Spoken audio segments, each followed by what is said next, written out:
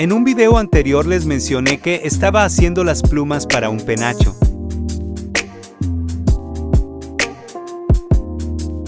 Pero una persona me corrigió en los comentarios diciéndome que esto no es un penacho, que más bien es un copilli. Así que busqué para no quedarme con la duda.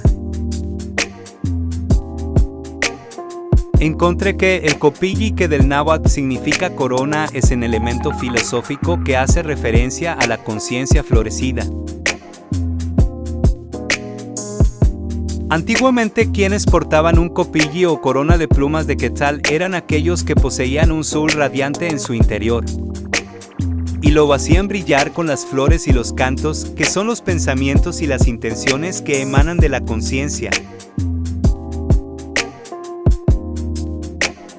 El copilli estaba destinado para aquellos guerreros que tenían la capacidad de comprender la naturaleza terrenal y la propiedad cósmica, para aquellos capaces de fusionar la materia con el espíritu.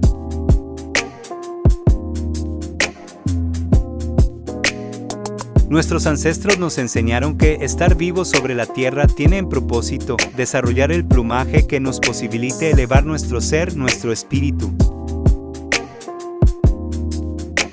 La vida tiene como propósito hacer que el sol que mora en nuestro interior brille para no andar a ciegas en el camino.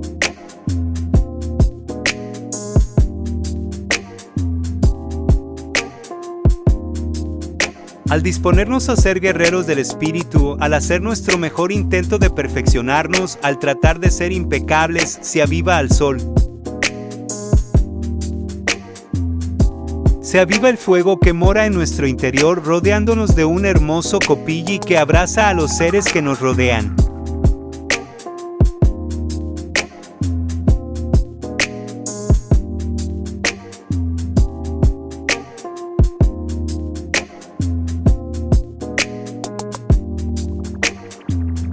El copilli, más que un adorno, representa la iluminación del alma y para esta escultura será un elemento esencial.